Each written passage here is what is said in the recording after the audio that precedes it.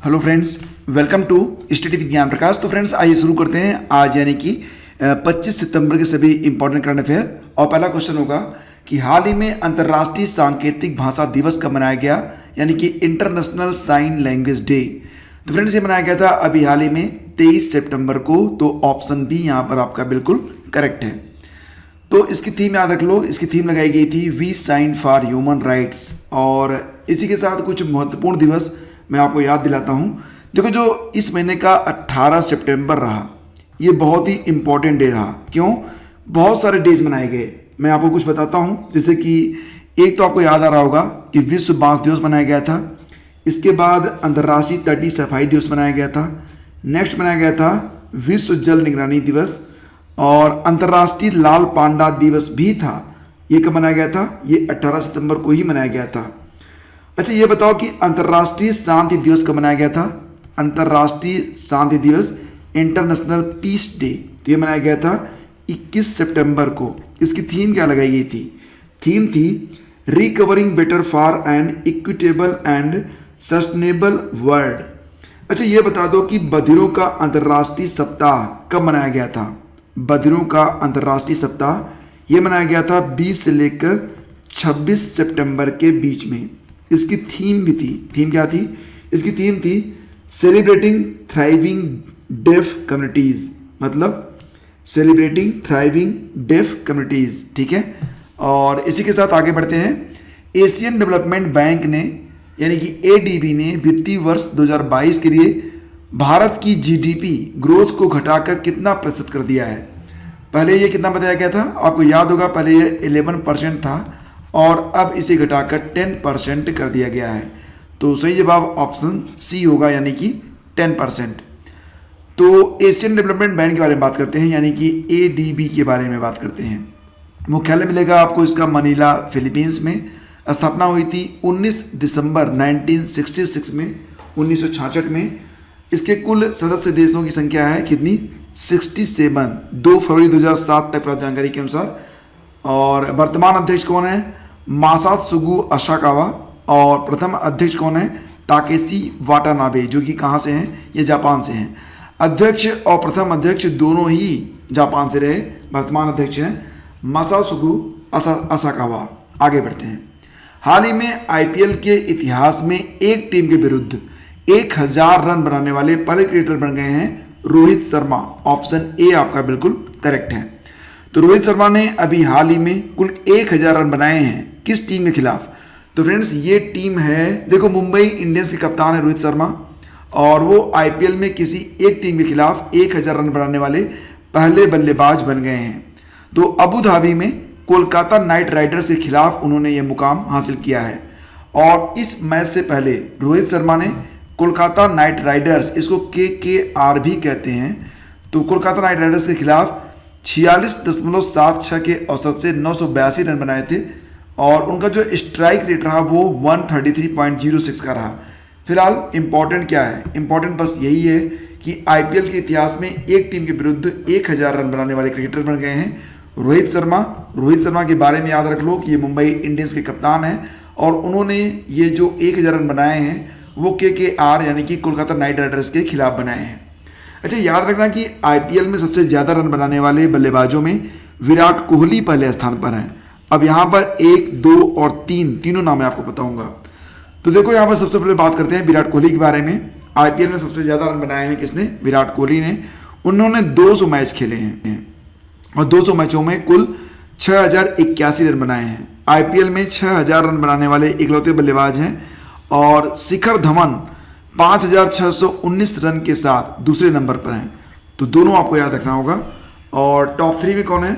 ये आ गए हैं रोहित शर्मा। और फ्रेंड्स यहाँ पर बात करें तो 2021 के आईपीएल में का जो एडिशन है, ये इसका 14वां संस्करण है।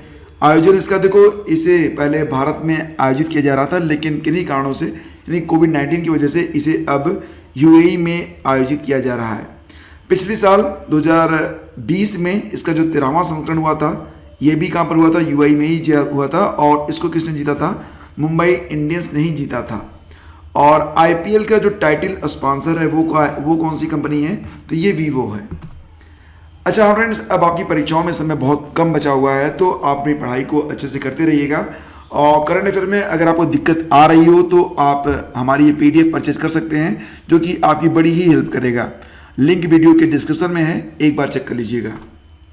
ग्लोबल स्टार्टअप इकोसिस्टम रैंकिंग में बेंगलुरु कौन से स्थान पर है? तो फ्रेंड्स याद रखना कि ग्लोबल स्टार्टअप इकोसिस्टम रैंकिंग में बेंगलुरु पहुंच गया है किस स्थान पर? तो ये पहुंच गया है 23वें स्थान पर। ऑप्शन बी इसका बिल्कुल करेक्ट है। तो फिलहाल ग्लोबल स्टार्टअप इकोसिस्टम रैंकिंग और इसमें बेंगलुरु है 23वें स्थान पर 2021 में। 2020 में रैंकिंग क्या थी? 26 थी। और कैलिफोर्निया की सिलिकॉन वैली का इस लिस्ट में पहला स्थान है। और दिल्ली का स्थान कौन सा है? तो इस लिस्ट में दिल्ली जो है वो 36 पोजीशन पर है, 36वें स्थान पर है। इंटरनेट स्वतंत्रता के मामले में दुनिया का सबसे खराब देश कौन सा है? तो सबसे खराब देश यहाँ पर माना जा रहा है चाइना को। बहुत सारे प्रतिबंध हैं वहाँ पर, यहाँ तक कि फेसबुक और गूगल भी वहाँ पर आप यूज नहीं कर सकते हैं। और सोशल मीडिया पर जैसे कि व्हाट्सएप वगैरह आप यूज करते हैं तो वहाँ पर सिर्फ चीन का अपना एक ऐप है, बस वही वो लोग यूज करते हैं। अच्छा, वो ऐप कौन सा है? काफ़ी चर्चे में रहता है। वो ऐप पहले इंडिया में भी लोग यूज करते थे, लेकिन अब उसे वहाँ पर बंद कर दिया गया है। तो देखो, इंटरनेट स्वतंत्रता के लिए सबसे खराब देश माना जाता है चाइना। और यह रिपोर्ट किसने जारी की है? तो यह रिपोर्ट जारी की गई है फ्रीडम हाउस ग्रुप के द्वारा। इसमें टॉप 5 कौन से हैं? सबसे खराब स्थिति है चाइना की, फिर ईरान की, फिर म्यांमार, और फिर क्यूबा, और फिर वियतनाम। तो ये 5 देश ऐसे हैं जहां पर आप इंटरनेट अगर यूज करेंगे तो तमाम प्रतिबंधों के साथ आप इसका इस्तेमाल कर पाएंगे। असम में चाय उत्पादन को बढ़ावा देने के लिए किस जिले में चाय पार्क स्थापित होगा? तो इसका आंसर हो जाएगा कामरूप जिला। ऑप्शन ए इसका बिल्कुल करेक्ट है। तो ये जो चाय पार्क बनाया जाएगा फ्रेंड्स, इसकी वजह से जो चाय की गुणवत्ता है, जो उसकी क्वालिटी है, उसमें सुधार किया जाएगा। तो फ्रेंड्स, असम की कैपिटल कहाँ है? असम की कैपिटल है दिसपुर। सीएम कौन है? हेमंत विश्व शर्मा है। और गवर्नर कौन है? जगदीश मुखी है। याद रखना कि जगदीश मुखी ये नागालैंड के भी गवर्नर हैं और नागालैंड का अतिरिक्त प्रभार इनको दिया गया है। और अगर बात करें असम के बारे में तो कुल मिला के 7 नेशनल पार्क हैं। छठा और 7वां जो नेशनल पार्क बनाया गया था, एक तो 7वां बना था कौन सा? दिहिंग पटकाई, और छठा बना था रायमोना नेशनल पार्क।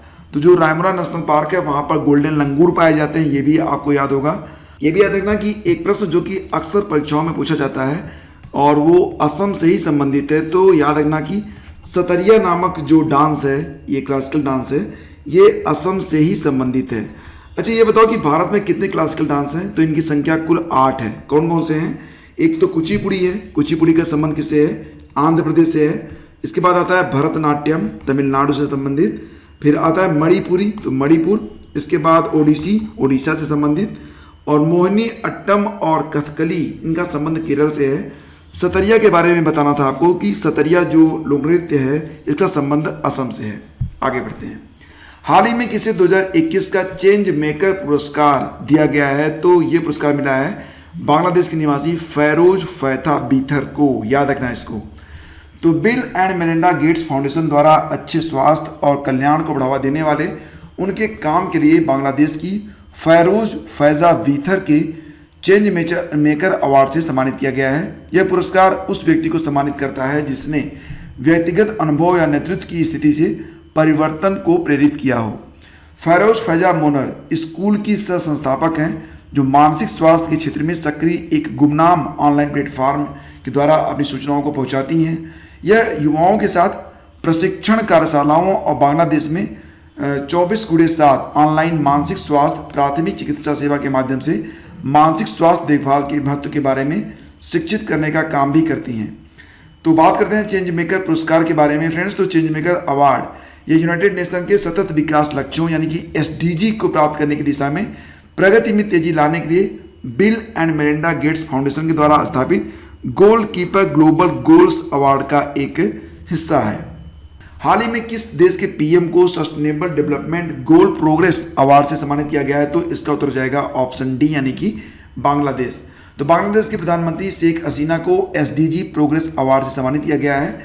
और यह पुरस्कार संयुक्त राष्ट्र प्रायोजित सस्टेनेबल डेवलपमेंट सोल्यूशन नेटवर्क यानी कि SDSN के द्वारा प्रदान किया गया है।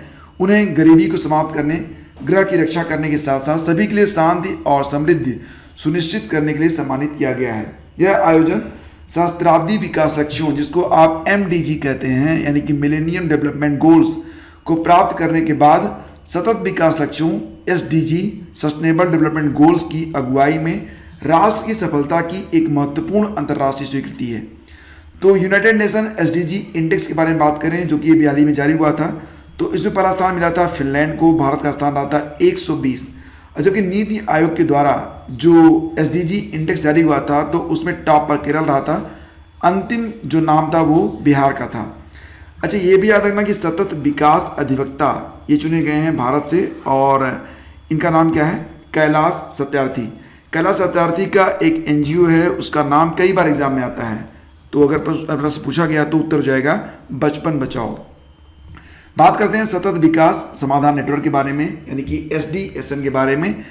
तो SDSN की स्थापना 2012 में संयुक्त राष्ट्र महासचिव के तत्वाधान में प्रमुख अर्थशास्त्री और विकास रणनीतिकार प्रोफेसर जेफरी डी सैक्स के द्वारा की गई थी, और इस मंच का उद्देश्य वैज्ञानिक यानी कि वैश्विक वैज्ञानिक और तकनीकी विशेषज्ञता को जुटाना है, ताकि सतत विकास के लिए व्यवहारिक समाधान को बढ़ावा दिया जा सके और विकास प्रदर्शन के लिए देश विशिष्ट प्रतिस्पर्धात्मकता का आकलन किया जा सके। सतत विकास लक्ष्य के बारे में आप जानते होंगे, SDG 17 यह परस्पर जुड़े वैश्विक लक्ष्यों का एक संग्रह है, जिन्हें सभी के लिए बेहतर और अधिक सतत भविष्य प्राप्त करने का खाका के रूप में डिजाइन किया गया था। ये लक्ष्य 2015 में संयुक्त राष्ट्र महासभा द्वारा स्थापित किए गए थे और इन्हें 2030 तक हासिल करने का लक्ष्य रखा गया है। हाल ही में जारी बीजिंग 2022 शीतकालीन खेलों का आधिकारिक मोटो क्या रखा गया है फ्रेंड्स? तो इसका आंसर हो जाएगा together for a shared future. ये इसका मोटो है और यही आपका आंसर है। यूनाइटेड बाई इमोशन, ये जो मोटो है ये टोक्यो ओलंपिक 2020 के अंतर्गत रखा गया था, याद रखना। और अल्टियस, CTS, फोर्टियस और कम्युनाइट, ये ध्येय वाक्य है किसका? ये ओलंपिक खेलों का ध्येय वाक्य है, यानी कि जो ओलंपिक गेम्स होते हैं उसका ध्येय वाक्य है अल्टियस, CTS, फोर्टियस। ये शुरुआत में यही था, केवल 3 शब्द ही था, अल्टियस, CTS और फोर्टियस। ये जो कम्युनाइट शब्द है ये अभी हाल ही में जोड़ा गया, और यही वजह है कि ये ध्येय वाक्य मोटो काफ़ी इंपॉर्टेंट हो गया है ओलंपिक गेम्स के लिए। हाल ही में किसे 2021 की फ्री मीडिया पायनियर अवार्ड से सम्मानित किया गया है? तो ये है द वायर, भारत का एक न्यूज पोर्टल है। तो वियना स्थित इंटरनेशनल प्रेस इंस्टीट्यूट के द्वारा स्थापित 2021 फ्री मीडिया पायनियर अवार्ड दिया गया है द वायर को। वार्षिक फ्री मीडिया पायनियर अवार्ड की स्थापना 1996 में इंटरनेशनल प्रेस इंस्टीट्यूट के द्वारा उन मीडिया संगठनों को मान्यता देने के लिए किया गया है जो बेहतर पत्रकारिता और समाचार एक्सेस के लिए नवाचार यानी कि इनोवेशन कर रहे हैं। हाल ही में किस राज्य की हाथी मिर्च और तामेंगलोंग संतरा को GI टैग मिला है? तो ये प्रश्न आपके लिए है, इसका उत्तर आपको नीचे कमेंट करके हमें बताना है, और हम मिलेंगे शीघ्र ही आपसे नेक्स्ट वीडियो में। तब तक के लिए आज्ञा दीजिए, नमस्कार, जय हिंद।